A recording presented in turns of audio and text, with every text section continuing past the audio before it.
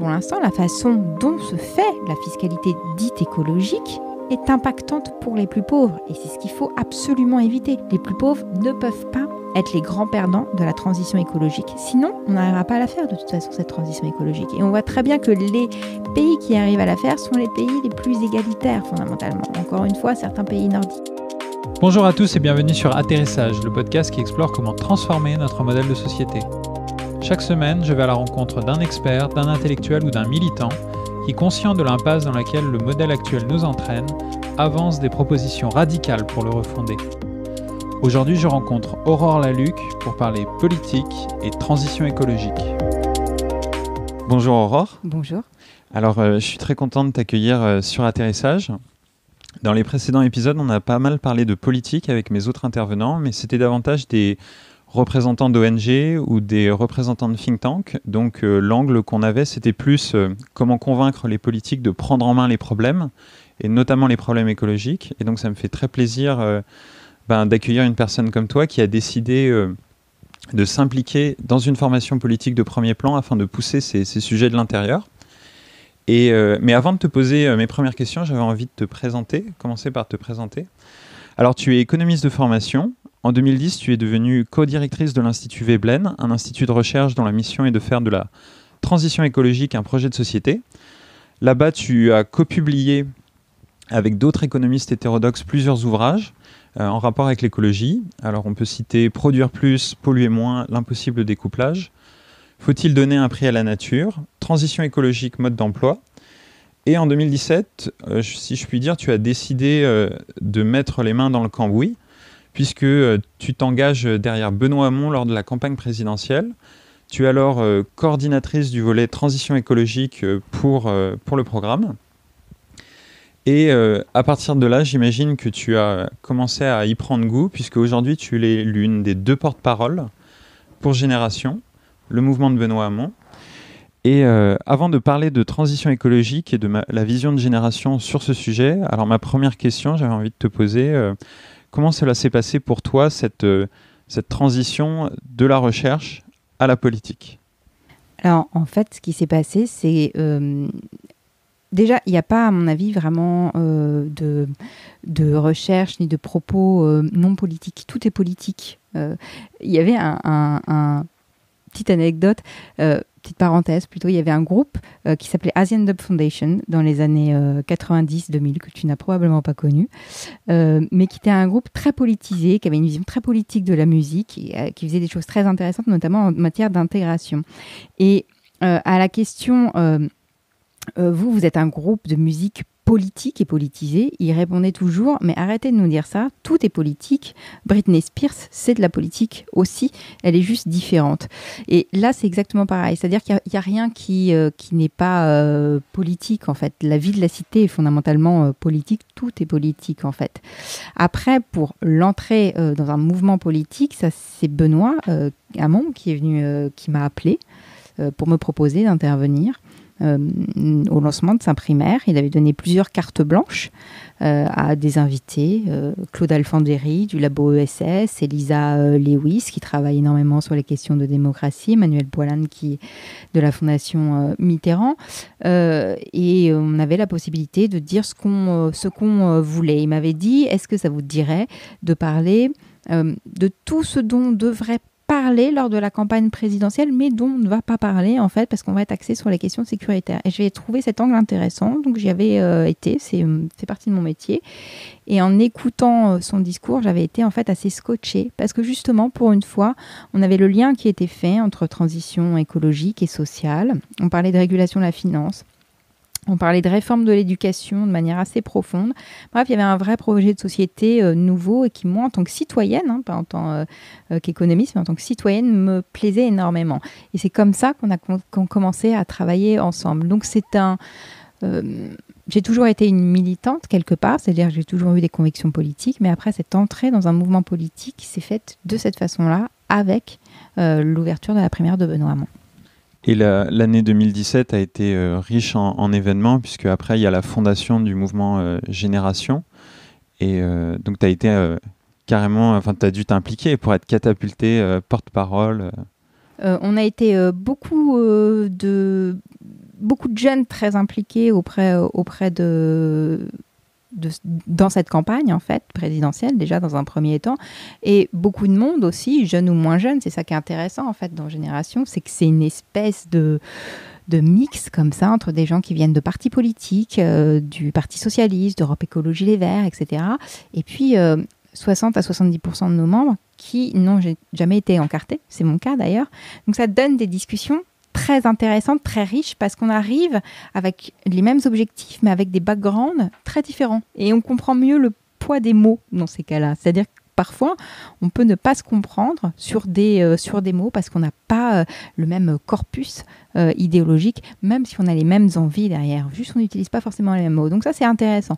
Ensuite, oui, effectivement, on a participé tous et toutes à la création du mouvement du 1er juillet qui a donné lieu ensuite à Génération. Et oui, moi j'y suis impliquée parce que c'est un mouvement qui représente, moi en tant que citoyenne, ce en quoi je crois et ce en quoi avec je suis d'accord. Et ce qui est intéressant dans ce mouvement, c'est qu'il y a une volonté de faire ce qu'on dit. En fait.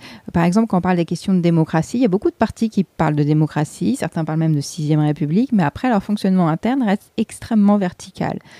Là, nous, ça prend du temps, c'est pas simple à gérer du tout, en fait, mais on essaye vraiment de créer un mouvement démocratique où les membres ont leur mot à dire, où on le co-construit ensemble. Alors, il y a des couacs parfois, ça marche pas toujours, il y a des débats plus ou moins houleux, mais c'est ça la démocratie, en fait, d'ailleurs. C'est quand on peut débattre ensemble, quand il y a des désaccords qui peuvent s'exprimer.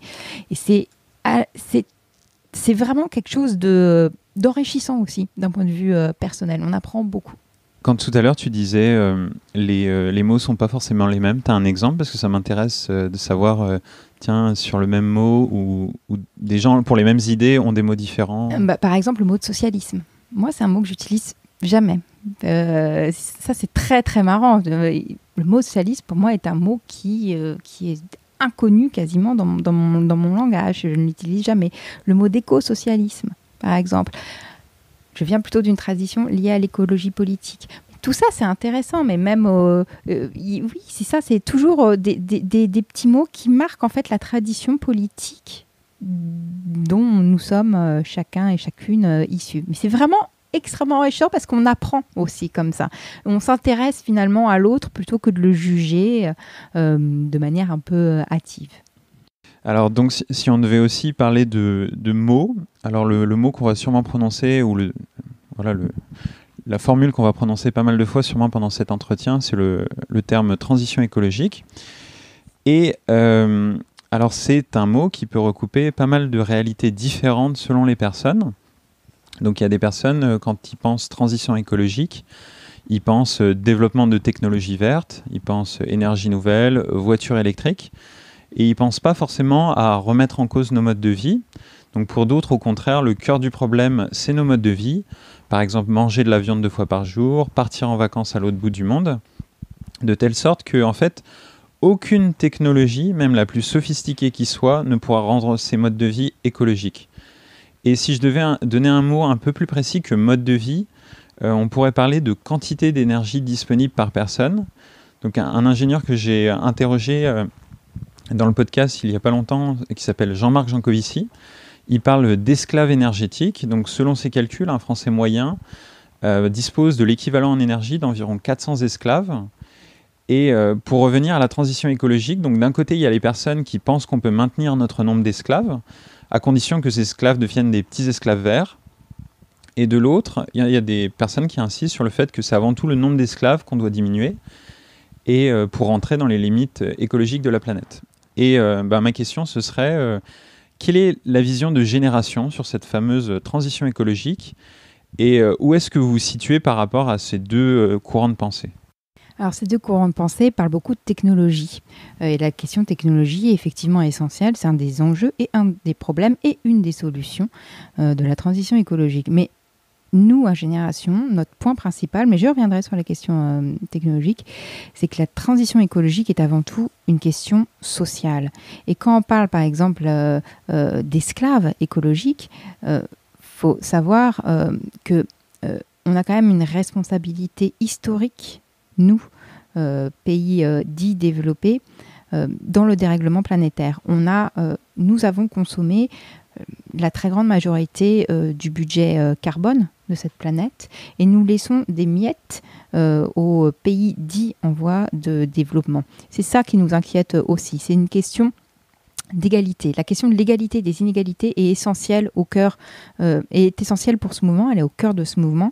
Les inégalités sociales, les inégalités environnementales, et c'est par ce prisme en fait que nous comptons traiter de la transition écologique. Pour nous, la transition écologique, elle est sociale et écologique avant toute chose. Donc, pour revenir au débat sur les technologies, en fait, il y a toujours un entre-deux et je pense qu'il faut toujours raison garder. Oui, il faut changer effectivement tout notre système de produire, de consommer, d'échanger. Il n'y a aucun doute là-dessus. Ce ne sont pas les technologies qui vont nous sauver de tout, on le sait, bien au contraire. On a même certaines technologies qui peuvent accélérer les processus de pollution. Pourquoi ?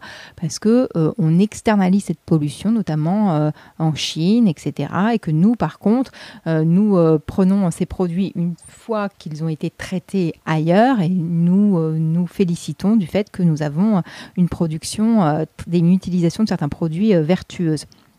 Donc, il y a effectivement un souci sur les questions technologiques. Après, toutes les technologies ne sont pas achetées. Mais il va falloir revenir à des technologies simples, en fait. Et c'est les travaux de Biwix, entre autres, là-dessus, sont extrêmement intéressantes. Il a raison et on suit ça de près. C'est-à-dire que ce ne sont pas... il faut revenir à des technologies simples pour plusieurs raisons. Premièrement, parce que on évite ainsi d'extraire des terres rares qui ne sont pas rares, comme on le dit toujours, mais qui demandent énormément d'énergie pour être extraites, et c'est ça le vrai problème, et qui dérèglent la planète finalement. Donc, revenons à des technologies simples qui ne demandent pas forcément ces terres rares, et en plus qui ont l'avantage d'être recyclables, parce que c'est ça aussi l'enjeu, c'est toute la chaîne, le cycle de vie du produit, de l'extraction des matériaux nécessaires à sa production à son recyclage. Or, on sait très bien que les technologies ultra puissantes, les aimants hyper performants, par exemple des éoliennes, etc., les aciers très fins qui permettent de consommer moins d'énergie, sont très difficilement recyclables. Pourquoi ? Parce qu'on a fait des fusions de molécules extrêmement importantes et après, pour les recycler, c'est pas simple. Si on va sur des technologies plus simples, on n'a pas besoin de terres rares forcément, et en plus c'est facilement réparable et en plus c'est facilement recyclable. Donc on a tout intérêt à aller vers ça. Après il y a des technologies qui nécessitent des terres rares et qui peuvent être très très intéressantes. Il faut juste sortir de la démesure. En fait, le problème aujourd'hui qu'on a, le problème de notre système, c'est qu'on est entré dans une sorte de démesure. Il faut revenir à quelque chose de plus raisonnable, en fait, de plus mesuré. C'est ça tout le cœur du problème. Et on peut y arriver à travers un changement d'indicateur, par exemple, à travers une fiscalité, à travers une autre réglementation. Mais on doit y arriver aussi en prenant en compte la question des inégalités sociales, qu'elles soient à l'intérieur de notre pays ou à l'extérieur, parce qu'on a des inégalités sociales et environnementales à l'intérieur de notre pays et aussi dans la planète en règle générale, au niveau mondial. On sait très bien que ce sont les plus pauvres qui subissent le plus la pollution au sein de chaque pays et au niveau international. Et on sait très bien que ce sont les pays les plus riches qui polluent le plus et, d'une manière générale, les classes les plus aisées dans tous les pays du monde. Les travaux de Lucas Chancel, par exemple, l'ont parfaitement démontré. En parcourant le programme de Benoît Hamon pour la transition écologique, donc j'ai regardé un petit peu tous les objectifs que vous aviez. Vous parliez de 50% d'agriculture bio dans les cantines, 50% d'énergie renouvelable d'ici 2025, 0% de voitures diesel d'ici 2025.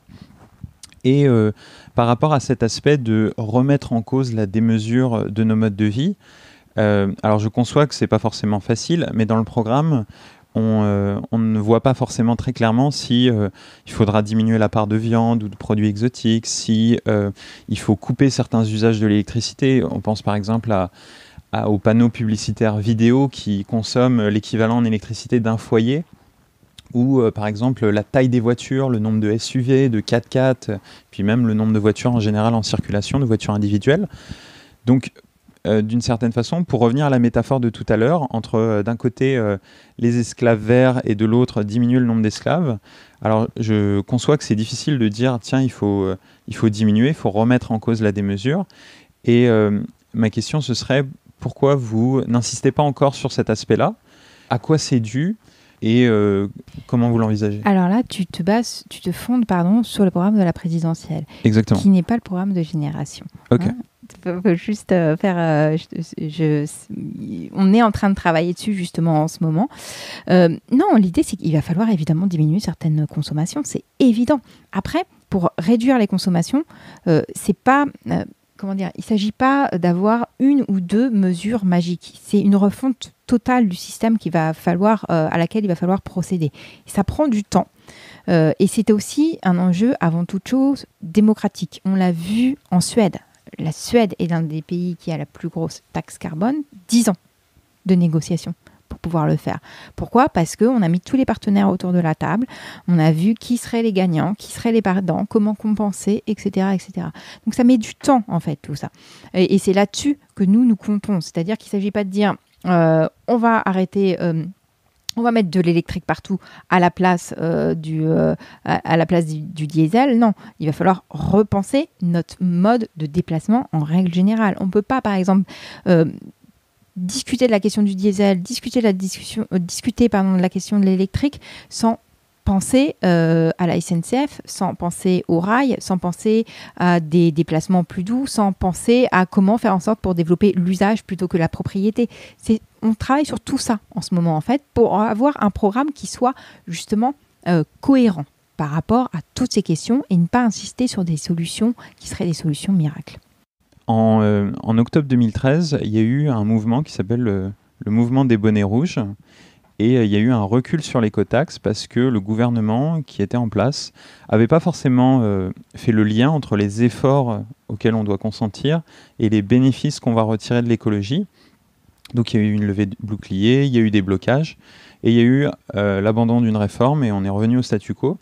Donc pour Génération, pour ces questions qui peuvent être parfois assez crispantes, des gens qui peuvent être très très attachés, quelle est votre stratégie? Comment vous envisagez d'éviter ce genre de blocage sur la transition écologique et comment voulez-vous engager les gens dans cette transformation? L'exemple des bonnets rouges, c'est un exemple que j'utilise souvent, figure-toi, parce que c'est hyper significatif. Ça montre que la transition écologique, c'est une question sociale et qu'on ne peut pas séparer les deux fondamentalement. Sur la question des bonnets rouges, moi, si je ne suis pas forcément d'accord avec le message qu'ils portaient, ils avaient quand même raison sur un point, c'est qu'on était sur une rupture fondamentale du contrat social. La fiscalité, c'est aussi du contrat social. Et là, ce qui se passait, c'est que tout d'un coup, à travers une mesure, ils comprenaient qu'on allait rompre le contrat social français qui est plus ou moins implicite, qui est le fait qu'on a une énergie pas chère, qui nous permet d'être propriétaire en périurbain et de pouvoir aller au travail tous les jours, etc. Et que progressivement, ça allait être de moins en moins possible. C'est ce que je te disais tout à l'heure, tu vois, quand on parlait de la Suède. La Suède a fait ça bien. Elle s'est dit, c'est une question sociale avant tout, ça va impacter des gens. Et c'est vrai que pour l'instant, la façon dont se fait la fiscalité dite écologique est impactante pour les plus pauvres. Et c'est ce qu'il faut absolument éviter.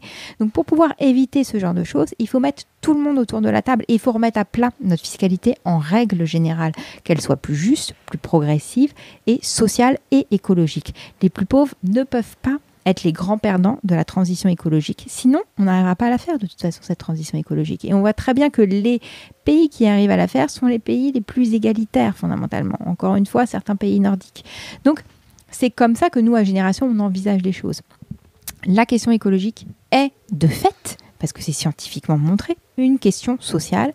Et nous, on veut la traiter de manière sociale pour que tout le monde puisse en profiter. Parce qu'en fait, c'est en plus une problématique de pauvres à la base, la question écologique. Quand vous êtes pauvre, et je pense aux travaux de Juan Martinez-Alière, vous ne pouvez compter que sur votre environnement, en fait, pour vivre. Donc c'est vraiment une question sociale avant toute chose. C'est comme ça qu'on l'envisage ici.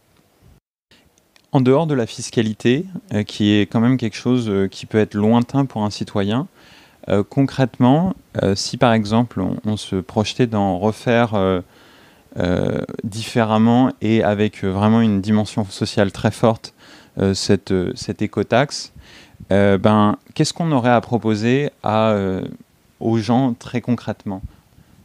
Alors, la difficulté qu'on a, c'est qu'on est dans l'urgence et qu'en même temps, tout prend du temps si on veut le faire bien. C'est ça qui est dur, en fait. Et c'est vrai que la transition écologique, il ne faut pas mentir, ce n'est pas quelque chose qui va être forcément simple à faire. C'est-à-dire qu'il y a plein de solutions. Après, leur mise en œuvre, elle est relativement lente. Et c'est le problème que nous avons aujourd'hui avec ce gouvernement, d'ailleurs. C'est qu'il y a des choses à mettre en place tout de suite parce que chaque année perdue est cruciale maintenant. Donc, premièrement, il y a toute une série de réglementations à mettre en œuvre. Sur la question, par exemple, du glyphosate, on peut l'interdire, le glyphosate, il n'y a pas de problème. Hein. Il n'y a pas besoin de créer de nouvelles alternatives, etc. Il y a plein d'alternatives qui sont déjà disponibles. Donc, il y a tout un processus de réglementation pour pouvoir déjà protéger la biodiversité, protéger nos sols et protéger la production, garantir la production de nos agriculteurs, parce qu'aujourd'hui, on a des sols qui sont de moins en moins fertiles, de plus en plus pauvres, qui meurent parce qu'ils sont pleins de produits phytosanitaires, comme on dit, de pesticides, pour dire les choses plus clairement. Donc il y a tout un processus de réglementation, c'est assez simple à faire. Ensuite, pour accélérer aussi la transition écologique, qui ne concerne pas que le climat, qui concerne aussi la biodiversité, et d'ailleurs il y a un lien entre biodiversité, océan et climat, on peut aider nos agriculteurs. On peut les aider à mettre en œuvre une transition agricole. Il faut savoir quand même qu'on les a piégés, ces agriculteurs. Enfin, ils sont surendettés, ils gagnent relativement peu, et maintenant on leur dit « Ah, les gars, en fait, vous êtes en train d'empoisonner tout le monde. » C'est dur à vivre. Enfin, pour parler avec les gens de la FNSEA, c'est pas simple à vivre, en fait. De passer des personnes qui nourrissent tout le monde aux personnes qui empoisonnent tout le monde. Et donc, ils ont besoin qu'on les aide. Là aussi, il y a des possibilités, il y a des choses à mettre en œuvre très concrètement qui peuvent aller vite. Ça, c'est le deuxième levier. Une réforme de la PAC qui va bientôt être en œuvre. On peut faire plein de choses à travers la PAC. Ça, c'est rapide. Ensuite, il y a des solutions qui prennent un peu plus de temps et il faut l'admettre. Les solutions sociales, ça ne se fait pas en un clinquement de doigts. L'éducation, même chose. Ça prend du temps. Il faut l'accepter, ça va être un petit peu plus long. Et il n'y a pas que la fiscalité, il y a effectivement toute la question du travail. Il faut qu'on repense notre rapport au travail, et il y a toute une pensée à développer autour de ça. C'est ce qu'on fait aussi sur la question de la réduction du temps de travail, sur la question du revenu universel par exemple, et des emplois du bien-être.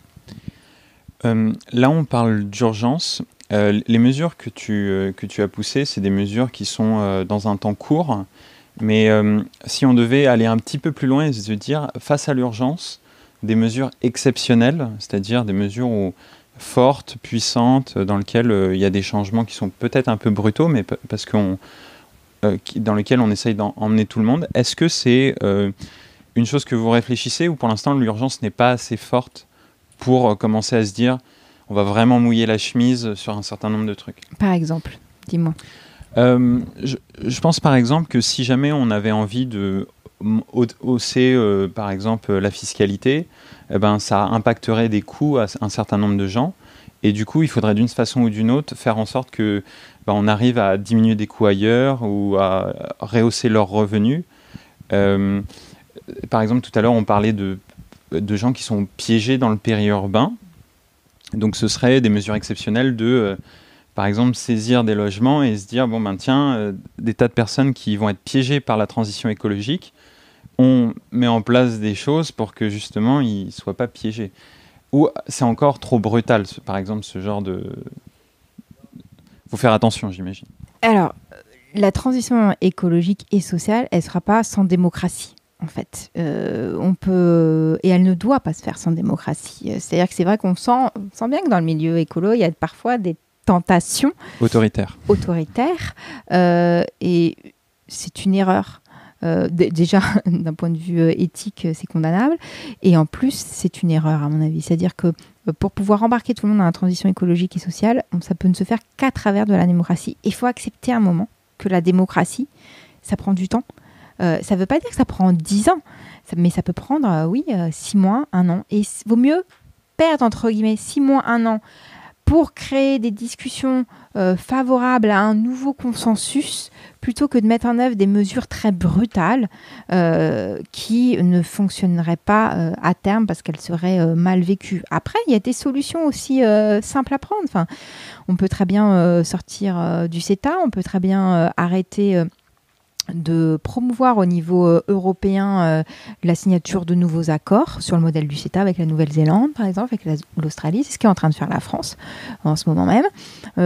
Ça, c'est simple à faire, par exemple. Il y a plein de choses comme ça qui sont simples à faire. On peut tout de suite avoir des effets. Ensuite, l'autre possibilité, c'est aussi de créer des emplois du type fonctionnaire ou des emplois du type employeur en dernier ressort. Ça marche très bien aussi et ce serait très efficace pour protéger, par exemple, la biodiversité. C'est des emplois qui ne coûtent pas forcément cher. En plus, ça coûte beaucoup moins cher que des politiques de l'offre. Ça coûte beaucoup moins cher qu'un pacte de responsabilité. Ça coûte beaucoup moins cher que tout ça. Et en plus, pour ceux qui aiment le PIB, il faut savoir que quand on embauche des fonctionnaires, automatiquement, ça augmente le PIB parce que c'est une norme comptable qui fait que c'est intégré au sein du PIB. Donc par exemple, si on devait recruter 100 000 emplois pour régénérer les sols ou 100 000 emplois pour régénérer la biodiversité qui après va être profitable au système économique, ça c'est des choses qui ne coûtent pas très cher. Ça coûte pas cher du tout. Ça coûte vraiment pas cher. Qu'est-ce qu'on attend alors, on a évoqué là à l'instant PIB, croissance du PIB, on va en parler très bientôt. Mais avant, j'avais envie de parler d'un aspect du programme que j'ai regardé, donc qui a potentiellement changé. Donc on va voir potentiellement les évolutions. Donc un aspect du programme de génération que j'avais un peu de mal à rapprocher de la transition écologique, c'était son contenu sur le numérique. Donc dans le programme, on parlait de développer l'accès au très haut débit fixe et mobile sur tout le territoire. On parle aussi de contribution sociale sur les robots. Donc si on contribution sociale sur les robots, ça veut dire que la vision du monde qu'on a dans le futur, ça va être un développement très fort des robots en remplacement des humains. Or, quand on connaît à la fois l'empreinte écologique du trafic Internet, plus de 10% de l'électricité mondiale, ou des équipements électroniques très énergivores, très consommateurs de métaux, très peu recyclables, c'est une vision du monde qui sonne un peu moins écologiste que productiviste. Donc ma question pour toi, ce serait comment est-ce que vous articulez transition écologique et numérique chez Génération ? Alors, c'est vrai que sur la question de la présidentielle, il faut aussi savoir qu'on est arrivé avec des idées totalement nouvelles et qui sont maintenant courantes dans le débat public. Donc il a fallu un petit peu packager ça, et on a parlé de robotisation, il n'y avait pas que la robotisation, il y avait toute la question de l'intelligence artificielle, la question du numérique, etc. etc. On est en train de réfléchir là aussi sur ces questions-là, parce que tu as entièrement raison. Il ne s'agit absolument pas de dire il va y avoir une robotisation, il y a de l'automatisation, et nous, on va regarder ça de manière relativement impuissante, peu importe leur impact écologique. Tout à fait. On a une réflexion là-dessus. Après, c'est très, très difficile, parce que ça recouvre plein de choses. Et il y a relativement peu d'études, en fait, sur le sujet. C'est-à-dire que oui, on a une pollution des data centers qui commence à être gérée par ailleurs. Mais pas très très bien, mais il y a quand même une prise en compte de ces effets-là. Il nous faut beaucoup plus d'études sur le sujet, mais tout à fait entièrement d'accord avec toi. On y réfléchit aussi d'un point de vue écologique et d'un point de vue social. Mais l'idée n'est pas de regarder ça de manière impuissante. Après, il y a des évolutions qui sont de toute façon, par contre, en œuvre dans certains domaines. Et il ne faut pas qu'on réitère l'erreur des années 90 et des années 2000. En fait, on a eu un développement du numérique à la fin des années 90, des années 2000, qui a participé à l'accroissement des inégalités entre certains types de travailleurs et qui a finalement fait disparaître en partie, ce n'est pas la seule raison, mais qui a participé à la disparition ou du moins à la mise à mal des professions dites intermédiaires, qui a fait en sorte que finalement les populations dites ouvrières étaient un peu disqualifiées et qui a créé, qui a fait des cadres, finalement, des surcadres. Pourquoi ? Parce que le numérique les aidait à être encore plus performants qu'avant. Quand vous êtes cadre et que vous savez utiliser les outils numériques, ça déploie en fait vos capacités. Donc, il ne faut pas non plus faire... Ça a été sous-estimé, tout ça. Et maintenant, par contre, on y travaille beaucoup plus, et notamment les économistes et les chercheurs. Donc, il y a besoin d'avoir des études sur l'impact social du numérique, de l'intelligence artificielle, ces 20 dernières années, mais aussi à venir, et la façon dont on doit intégrer, ou du moins dont ça doit s'intégrer plutôt à la question écologique. Entièrement d'accord.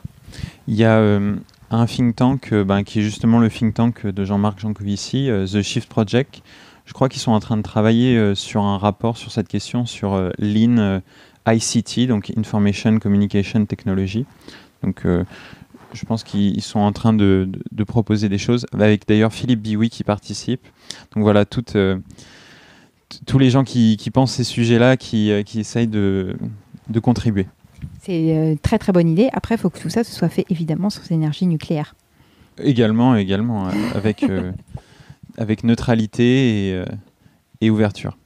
Une chose que vous assumez parfaitement et que vous êtes vraiment, je pense, les plus clairs sur ce point-là, c'est que Benoît Hamon ou toi, vous avez déclaré à plusieurs reprises que poursuivre la croissance du PIB était devenu contre-productif. Donc tout d'abord d'un point de vue écologique, alors c'est ce que tu soulignes dans un de tes livres, directement dans le titre, produire plus, polluer moins, l'impossible découplage. Donc si on produit toujours plus, on va forcément polluer toujours plus. Ensuite, d'un point de vue social, actuellement pour aller chercher de la croissance du PIB, on dérégule le marché du travail, on allège les charges fiscales des plus riches, ce qui aboutit à la fin à augmenter le nombre de pauvres, ce que tu dis régulièrement, ce que je te vois dire sur les plateaux télé régulièrement, où ça augmente les inégalités. Donc par rapport à la France Insoumise ou Europe Écologie Les Verts, qui se revendiquent aussi écologiques, je pense que vous êtes plus clair. Vous appelez vraiment un chat. La croissance du PIB, il faut passer à autre chose. Mais il y a un point sur lequel je m'interroge par rapport à ça. C'est si on acte la fin de la croissance du PIB, j'imagine que cela implique un certain nombre de conséquences. Par exemple, pour en citer qu'une, la diminution des recettes fiscales. Or, on est un pays qui est relativement bien endetté, avec des dettes qui ont été accumulées dans une perspective où il y allait avoir de la croissance, qui allait pouvoir permettre de rembourser cette augmentation des dettes. Et donc, par ricochet, si on se dit « Ah tiens, on ne va plus poursuivre la croissance du PIB », ça veut dire potentiellement que cette dette, on ne pourra pas forcément la rembourser. Et donc, se pose la question de l'accès au marché financier pour la financer. Se pose la question, si cet accès est coupé, de faire des choix budgétaires drastiques, etc. Donc, dans les interviews que vous avez données, on ne vous a pas posé vraiment de questions là-dessus. Du coup, j'avais envie de te demander quelles sont les conséquences que vous anticipez dans un scénario de baisse du PIB et comment comptez-vous les gérer? Eh bien, c'est une sacrée question. Une vaste question. Il y a tout dans ta question. Il y a tout le système économique. Comment tu refais un autre système économique? Alors, en fait, merci de cette question. On n'appelle pas une baisse du PIB. En fait, c'est ça aussi la différence. C'est-à-dire que nous, ce qu'on dit, on va retracer l'histoire du PIB en 30 secondes, si ça ne te dérange pas. Avec plaisir. Le PIB, il arrive dans un contexte très précis pour répondre à une demande très précise. On est dans les années 30, aux États-Unis, crise majeure. Roosevelt est au pouvoir et il va mener une politique totalement nouvelle. C'est-à-dire qu'au lieu d'écouter les économistes standards de l'époque qui lui disent en cas de crise, il faut réduire les dépenses publiques parce qu'on n'a pas d'argent, etc. Il va dire non, moi je vais faire l'inverse. Je vais déjà commencer par faire une première chose, c'est que je vais réguler la finance, parce que c'est quand même à cause d'eux que cette crise a été déclenchée, premièrement. Et deuxièmement, moi je vais relancer l'économie. Je vais investir, je vais dépenser, et puis je vais mettre un taux d'imposition sur les riches extrêmement élevé. Il faut s'en rappeler, on est à plus de 70% en termes d'imposition sur le revenu des plus riches. Donc il fait tout ça. Mais pour savoir si sa politique va marcher ou pas, il a besoin d'un indicateur. Or, à l'époque, je schématise, mais pour pouvoir voir si l'activité fonctionne ou pas, les instituts statistiques américains comptaient les wagons de fret, ce qui était un petit peu archaïque. Donc il lui dit, il faut un indicateur. Il y a déjà le PIB en fait, qui est en débat un peu partout dans le monde, met en place une commission, la commission Kuznets, qui sort cet indicateur, le fameux PIB. Donc le PIB, il arrive à un moment précis dans le capitalisme. Déjà, on le lit beaucoup au capitalisme, il n'a pas été toujours là dans le capitalisme. Il arrive à un moment précis pour répondre à une demande précise. Ça, c'est le premier point. En Europe, le PIB arrive là aussi dans des conditions un peu dramatiques, beaucoup plus dramatiques d'ailleurs, puisqu'il arrive au moment de la Seconde Guerre mondiale. On intègre le PIB à la comptabilité nationale en France avec le plan de 1944 pour savoir si les politiques menées permettent de soulager la population, en fait. C'est-à-dire que si on arrive à reconstruire, si on arrive à faire en sorte que les gens puissent manger, etc., etc. Donc on voit bien que le PIB répond à chaque fois à un développement matériel qui est nécessaire. Il arrive en période d'urgence, mais il répond à une demande politique. Or, aujourd'hui, c'est plus ça la demande, en fait. Donc ça ne veut pas dire qu'il faut décroître le PIB. Il faut juste arrêter d'être obsédé par lui. Le PIB, il a fait son job. Son job, c'était de savoir si l'économie permettait d'assurer un développement matériel aux citoyens. Oui, voilà, ça a été le cas aux États-Unis, ça a été le cas en Europe. Maintenant, on voit bien qu'au bout d'un certain moment, on peut avoir un accroissement du PIB qui continue, et par contre, un accroissement du bien-être qui stagne. Et partout dans les pays dits développés, ça arrive dans les années 70. C'est-à-dire qu'au bout d'un moment, le PIB, voilà, quand on a tout, et notre bonheur et notre bien-être dépendent d'autre chose. Donc, ça ne veut pas dire qu'il faille le décroître, ça veut juste dire, regardons ailleurs, trouvons un indicateur qui soit plus un indicateur uniquement de croissance matérielle, mais un indicateur de développement. Par ailleurs, aujourd'hui, l'enjeu politique, c'est quoi ? L'enjeu politique, aujourd'hui, de nos sociétés, c'est le respect de l'accord de Paris, le fait de ne pas dérégler, d'essayer de réduire notre impact sur l'environnement, climat et biodiversité. Et l'autre enjeu, c'est la pauvreté, l'inégalité et la cohésion sociale. Donc, si ce sont les enjeux de nos politiques publiques, il faut donner à nos politiques les moyens de savoir si les politiques menées vont dans le bon sens ou pas. Le PIB, c'est un super indicateur, mais il ne peut rien dire là-dessus. Il n'a pas été créé pour ça. Kuznets, d'ailleurs, le disait très bien. Il disait, mais ne cherchez pas à faire dire au PIB ce qu'il ne peut pas dire. Enfin, vous prenez pas la tension avec un thermomètre, par exemple. C'est aberrant. Là, c'est exactement la même chose. Le PIB ne peut rien dire sur le dérèglement climatique. Le PIB ne peut rien dire sur l'état de la pauvreté et des inégalités. Or, c'est ça nos enjeux aujourd'hui. Donc, nous, effectivement, à Génération, on ne dit pas il faut que le PIB décroisse. D'ailleurs, on connaît très très mal, en tant qu'économiste, je vous le dis, on connaît très très mal ce qu'il y a à l'intérieur du PIB. On l'a très peu étudié en fait. Par contre, ce qu'on dit, c'est qu'il faut des indicateurs qui nous permettent de savoir si on va dans le bon sens d'un point de vue environnemental et d'un bon sens d'un point de vue social. Ça, c'est essentiel et ça pourrait être d'ailleurs, on pourrait avoir un prolongement de la loi Sas. Vous savez, il y avait une loi menée par Eva Sas qui avait été instaurée, qui permettait de faire en sorte que l'INSEE, au moment des discussions sur le budget, publie un certain nombre d'indicateurs. L'idéal, ce serait que ces indicateurs soient intégrés réellement au débat budgétaire, justement, pour voir si notre budget répond correctement à cette question. Une fois qu'on a ces indicateurs-là, que le PIB il augmente ou pas, on n'en a rien à faire, à partir du moment où on sait qu'on répond à ces deux questions. Et si tu paries sur le fait qu'il est nécessaire de faire décroître nos flux matériels, donc faire décroître un certain nombre de consommations, est-ce que tu penses, on le met vraiment de côté le PIB, est-ce que tu penses qu'avec cette tendance-là, on va pouvoir avoir l'activité économique qui continue, elle, à augmenter, ou de telle sorte tout simplement que le budget soit équilibré, que les recettes fiscales entrent? Est-ce que tu penses qu'on va pouvoir avoir une baisse du flux matériel et continuer à avoir des recettes fiscales qui permettent de rembourser des dettes accumulées dans une perspective de croissance, quoi? Mais de toute façon, on a déjà un PIB qui est quand même relativement faible depuis 30-40 ans. En fait, c'est ça aussi qui est marrant. C'est-à-dire qu'il y a toute une peur dès qu'on parle de sortir, entre guillemets, du PIB, etc. Et encore une fois, nous, on ne dit pas qu'il faut en sortir. On dit juste qu'il faut d'autres indicateurs, qu'il faut avoir un débat post-croissance. Mais en l'occurrence, on a une croissance qui est faible ces dernières années et on n'a pas des États qui sont en faillite pour autant. Par ailleurs, ça pose la question de la dette, ça pose la question de la régulation de la finance, ça pose aussi la question de la création monétaire, toutes les questions que tu poses. On est complètement omnibulé par la dette et les déficits publics en France et en Europe parce que ce sont les indicateurs principaux, d'ailleurs, il n'y a pas que le PIB.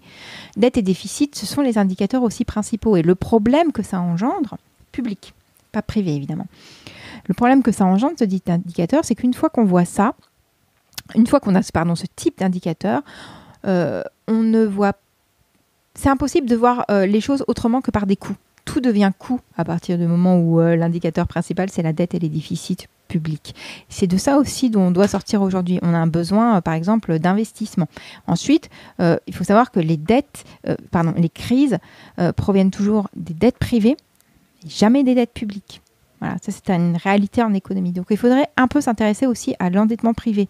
Aujourd'hui, l'endettement privé en Europe et en France, c'est plus de 120% du PIB. Voilà.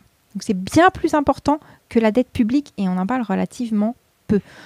Par ailleurs, on peut aussi se poser la question de l'emprunt sur les marchés. Il y a toute une politique de quantitative easing qui est mise en œuvre aujourd'hui au niveau européen, qui n'a pas créé d'inflation d'ailleurs. Pourquoi pas revenir aussi à de la création monétaire ? La création monétaire, ça permet de ne pas forcément jouer uniquement sur la fiscalité. Et ça n'a jamais posé de problème. Pendant les 30 Glorieuses, on était sur la création monétaire. Et finalement, qu'est-ce qu'on a fait là, au moment de la crise en Europe ? À travers du quantitative easing, on a fait ce qu'on appelait autrefois des politiques d'open market. C'est très proche de la création monétaire. Donc, il y a aussi d'autres possibilités. Je pense qu'il ne faut pas faire peur non plus de manière exagérée sur la question de la dette et de l'endettement. Et aujourd'hui, on a des recettes fiscales, bien qu'on soit avec un taux de croissance relativement faible. Et par ailleurs, l'autre point, c'est qu'il va falloir faire en sorte de faire une réforme fiscale où tout le monde paye ses impôts. Là, aujourd'hui, on a quand même une course à la réduction des impôts du fait d'une architecture de la zone euro défaillante qui fait que tous les États sont en concurrence entre eux sur les taux d'imposition. C'est aussi ça qu'il faut réformer. En fait, tout ça ne passe pas par la croissance. Tout ça passe par des décisions politiques. Et c'est là l'essentiel, à mon avis. Et tout à l'heure, tu parlais de dette privée. Qui sont les acteurs qui possèdent cette monstrueuse dette privée ? Enfin, comme je t'ai avec moi, je te pose la question par curiosité. Ça dépend des entreprises, ça dépend des secteurs. Il y a des marchés financiers, il y a des fonds de pension, il y a plein d'acteurs très divers en fait. Par contre, ce qui est inquiétant, c'est que ce sont les grands groupes européens et notamment français qui sont aujourd'hui endettés. Voilà, c'est un vrai sujet. On peut s'en sortir, mais à un moment, il faut pouvoir en parler pour pouvoir s'en sortir. Et le problème, c'est que c'est un sujet qui peine à percer. Les Échos, tu vois, c'est pas des journaux de gauchistes. Les Échos, le FMI, des chercheurs anglais alertent régulièrement sur le sujet de la dette privée et de la façon dont la normalisation d'ailleurs de la politique monétaire peut avoir un impact sur cette dette privée. Tu sais qu'on a eu beaucoup de quantitative easing ces derniers temps, c'est-à-dire que la Banque centrale européenne rachetait des titres pour faire vite, pour renflouer les banques commerciales et qu'elles puissent elles-mêmes soutenir l'économie réelle. Là, on arrive vers une normalisation de la politique monétaire, c'est-à-dire qu'il est probable que progressivement, on quitte cette politique du quantitative easing. Dans ce cas-là, ça veut dire qu'on va avoir probablement peut-être une petite hausse des taux d'intérêt, etc. Quid de cette dette privée et de nos entreprises dans ce cadre-là ? C'est un sujet un peu épineux, mais il faut vraiment en parler rapidement. Donc, à la fois, si le quantitative easing s'arrête, ces dettes privées peuvent être un petit peu malmenées. Et pour revenir un petit peu à ce que je disais, si jamais il y a une transition écologique, est-ce que cette dette privée peut être un peu malmenée également ? Parce que on n'a plus envie de faire 20 000 A380 pour Emirates. On n'a plus envie de faire tout un tas de grands programmes qui vont pas être en accord avec l'écologie. Donc cette dette privée pourrait être aussi malmenée. En fait, tout peut être malmené si c'est mal fait, et tout peut être bien mené si c'est bien mené. Là, en fait, derrière ta question, il y a aussi toute la question de la régulation bancaire et financière et la question de l'investissement qui se pose, en fait. Je pense que les entreprises privées, elles peuvent parfaitement s'en sortir, les grandes comme les petites d'ailleurs, si on arrive à la fois à réguler la finance et à mettre en œuvre un plan d'investissement conséquent. C'est ce qu'on propose à Génération, notamment à travers un Green New Deal au niveau européen. Il y a partout des besoins d'investissement aujourd'hui en Europe. Les Polonais ont besoin de sortir du charbon. Les Allemands ont besoin d'aide parce que leurs infrastructures sont dans un état déplorable. La France a besoin de sortir du nucléaire. Elle peut le faire au niveau national, mais si tout ça pouvait se faire au niveau européen, si on pouvait s'entraider, ce serait beaucoup mieux. Donc mettons en œuvre un plan d'investissement au niveau européen. Ça fera du bien aux grandes entreprises, ça fera du bien aussi aux petites entreprises dont on parle relativement peu en France. D'ailleurs, on en parle à chaque élection, mais en règle générale, on pense pas beaucoup à elle. Donc il y a cette question-là. Et il y a la question là aussi de la régulation bancaire et financière. On n'arrivera pas à mener à bien la transition écologique tant qu'on n'aura pas correctement régulé notre banque et notre finance. Il y a des gros risques en ce moment d'éclatement, de crise financière. Ça, c'est du retard. C'est du retard pris pour la transition écologique. Quand tu parles de régulation bancaire, la mesure auquel tu penses, c'est notamment séparation banque de dépôt, banque d'investissement, ou il y a d'autres choses auxquelles tu penses dans cette régulation bancaire? Alors, il y a cette question de la séparation. La question de la séparation, elle est, à mon sens, pertinente quand elle vient... quand elle permet en fait de réduire la taille des banques, parce qu'en fait c'est ça l'enjeu. Tout l'enjeu aujourd'hui, c'est la réduction de la taille des banques en Europe. On a des banques énormes et il faut se rendre compte qu'on a des banques dont les bilans sont comparables à des banques américaines. Sauf que, je ne sais pas si tu vois la différence de taille de territoire entre la France et les États-Unis. Et bien on a quand même, malgré cette différence territoriale, on a quand même des banques aussi importantes. Donc il y a un vrai sujet à ce niveau-là. La taille des banques est trop importante. Ça, c'est le premier point. Donc la séparation bancaire peut aider quelque part c'est pas l'alpha et l'oméga à mon avis, mais elle peut aider à réduire la taille des banques. Ça, c'est le premier point. Le deuxième point, ça va être la question des fonds propres et des leviers. Et en ce moment, est en train de se mettre en place au niveau européen des choses assez inquiétantes à ce niveau-là, avec la finance verte, c'est-à-dire qu'on est en train de dire, après tout, pourquoi ne pas favoriser les banques qui favorisent justement l'investissement vert, les green bonds, etc., en leur disant, écoutez, on réduit vos fonds propres si vos financements vont vers des choses plutôt vertes. Là, c'est quelque chose, à mon avis, extrêmement inquiétant dans une période où on risque une prochaine crise bancaire et financière. Les fonds propres, c'est le matelas de la banque. Voilà, on va dire que c'est vraiment... oui, on va dire que c'est le matelas de la banque, tu as raison. C'est ce qu'elle a sous le matelas si jamais il y a un pépin. Pour mettre en place la transition écologique, on sait qu'on a aujourd'hui pas mal de freins qui viennent de l'Union européenne. Donc il y a les traités de libre-échange qui créent du dumping environnemental ou du dumping social. Il y a les libéralisations de marché qui empêchent les États de maîtriser comme avant leur politique en matière d'infrastructure, infrastructure d'énergie, infrastructure de transport. Il y a les législations extrêmement tatillonnes qui veillent à ne pas créer des distorsions de concurrence. Donc par exemple, favoriser des circuits courts ou favoriser des achats français, de la relocalisation, c'est des choses dont on ne veut pas entendre parler en Europe. Et donc d'une certaine façon, pour mener à bien la transition écologique, il faut changer l'Europe. La stratégie de Génération pour changer l'Europe est, de ce que j'ai vu, de créer une alliance transnationale de toutes les forces sociales écologiques en Europe.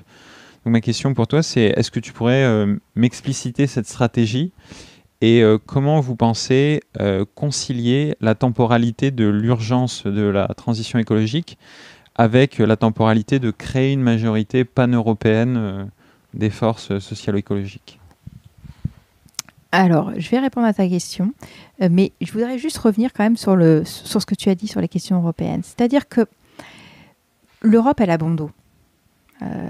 L'Europe, c'est toujours la méchante Europe. Il y a des gentils politiques français qui aimeraient vraiment faire des choses fantastiques.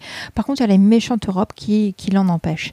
L'Europe, elle a quand même mis en place une directive qui s'appelait REACH et elle a été en avance sur tout le monde, sur tous les autres continents. REACH, c'est... Qui permettait en fait de lutter contre la pollution chimique. Et ça a embêté certains États, mais elle l'a fait. Et heureusement qu'elle l'a fait, parce qu'à l'intérieur, il y avait des produits qui étaient très très nocifs pour notre santé. Donc elle a été pionnière dans ce domaine. Ensuite, il faut savoir aussi que l'Europe, Pour l'instant, ça n'existe pas trop. C'est-à-dire que c'est surtout de l'intergouvernementalité. C'est les États qui décident, contrairement à ce qu'on dit. Il n'y a pas d'Europe qui décide pour tout le monde. Les États ont un rôle extrêmement important à jouer là-dessus. Et on le voit, par exemple, sur la question du CETA. On a un gouvernement qui nous dit « Ah mais on peut pas, on peut rien faire, on est obligé de ratifier parce que de toute façon, c'est nos prédécesseurs qui ont décidé, puis c'est l'Europe qui décide. » Et en même temps, derrière, il y a une semaine ou deux, la France pousse au niveau du Conseil de l'Europe pour créer de nouveaux accords du type CETA avec l'Australie et la Nouvelle-Zélande. Il y a toujours un double discours des Français, notamment de la France, en l'occurrence, qui nous dit « Oh, c'est la méchante Europe, nous on aimerait bien, mais vraiment l'Europe ne veut pas, désolé. » Et c'est la même chose d'ailleurs sur les questions ferroviaires. On va beaucoup plus loin que ce que propose l'Europe, en fait, beaucoup, beaucoup plus loin. Donc, à chaque fois, on utilise l'Europe comme une arme de déréglementation et ça nous permet aussi de fuir nos responsabilités. L'autre problème, c'est qu'on hérite d'un quinquennat qui a fait relativement peu de choses au niveau européen. C'est-à-dire qu'il n'a rien défendu globalement. Pour avoir travaillé avec Yanis Varoufakis pendant des années, j'ai pu le voir, non pas de l'intérieur, mais en parlant avec lui suite à son passage en tant que ministre des Finances. C'est-à-dire que là aussi, l'Allemagne a fait son job finalement. On est d'accord ou pas d'accord avec le gouvernement allemand, mais ce gouvernement a une position. Nous, la France, nous n'avons pas défendu de position en fait. À chaque fois, pareil, nous sommes rangés derrière l'Allemagne en disant « On aimerait bien, mais c'est la méchante Allemagne qui ne veut pas ». C'est un petit peu facile tout ça. Donc, en fait, il y a plein de possibilités au niveau européen. On peut, à traité constant, faire un Green New Deal. Il y a plein de choses qui sont possibles. Il faut juste récupérer, essayer de prendre le pouvoir en fait au sein de cette Europe. Et c'est pour ça que nous, on a voulu, là où les droites sont unies, finalement, on a voulu s'unir entre gauche sociale et écolo. Ça prendra un petit peu de temps, évidemment, mais on va toujours plus loin ensemble, en fait. Bon, ça met plus de temps, mais on va plus loin. Et donc, oui, c'est ça notre stratégie, c'est de s'unir, c'est de créer un programme commun qui va être d'ailleurs annoncé cet après-midi, figure-toi. Il y a une réunion à la Bellevilloise, j'ai vu. Exactement, il y a une réunion à la Bellevilloise, mais ça permet aussi de découvrir que, par exemple, en Pologne, il y a des super mouvements politiques, des mouvements politiques qui réclament la réduction du temps de travail, féministes, pro-avortement, LGBT, sociaux, écolos, et tout ça, on l'a découvert en travaillant à l'organisation de cette union. Ça, c'est important quand même, justement pour essayer d'arriver au Parlement européen tous ensemble et porter ensemble des propositions nouvelles, se connaître aussi. Et si par exemple, les pays n'ont pas forcément tous les mêmes cycles, donc si dans un pays, on est dans un cycle dans lequel il y a des forces sociales, on doit finir bientôt. Bon, bah alors, dans ce cas, je vais te poser ma dernière question. Dans mes auditeurs, il y a pas mal de gens qui s'intéressent aux questions écologiques, qui aimeraient s'impliquer. Et ma dernière question, ce serait, qu'est-ce que tu aimerais leur dire pour qu'ils rejoignent Génération ? S'ils veulent s'impliquer, nous, on a plein de comités thématiques et plein de comités locaux. À Génération, on en a plus de 850, sur lesquels, en fait, on co-construit le programme. Comme je te disais, ça prend du temps. C'est parce qu'en fait, on a plein de comités thématiques avec lesquels on travaille. C'est-à-dire qu'il n'y a pas le national, pour dire les choses clairement, qui donne le là sur la politique et qui dit c'est ça nos propositions et vous allez maintenant les défendre. Non, on essaie de co-construire ensemble. Donc il y a plein de comités thématiques qui sont en train de se mettre en place sur la transition écologique, sur la question des femmes, plein de choses qui viennent participer pour construire ensemble cette nouvelle façon de faire société ensemble et de créer justement de la démocratie pour faire en sorte que cette transition écologique et sociale, on puisse on puisse la mettre en œuvre ensemble. Excuse-moi, je suis un petit peu fatiguée. Donc, on a un site internet qui va tout nouveau, qui va sortir dans les jours à venir, qui sera, on l'espère, plus agréable en termes d'interface et qui s'inscrivent et qui viennent travailler avec nous. Ils sont vraiment les bienvenus. Bon, bah merci Aurore. Merci à toi. J'espère t'avoir aidé à recruter quelques militants. Et je te souhaite bon courage pour la suite avec Génération. Merci beaucoup. Merci. Merci à tous ceux qui sont arrivés jusque-là. C'était Atterrissage avec Aurore Laluc. Si cet épisode vous a donné envie d'en savoir plus sur Génération ou ses livres à propos de la transition écologique, je vous invite à regarder les notes présentes en commentaire. Enfin, comme d'habitude, si cet épisode vous a plu, vous pouvez m'aider à lui donner plus de visibilité de 2 manières. Soit en mettant un pouce sur YouTube, soit en le notant 5 étoiles sur votre plateforme de podcast préférée. Apple Podcast sur iPhone ou Podcast Addict sur Android. Merci à tous et à la semaine prochaine.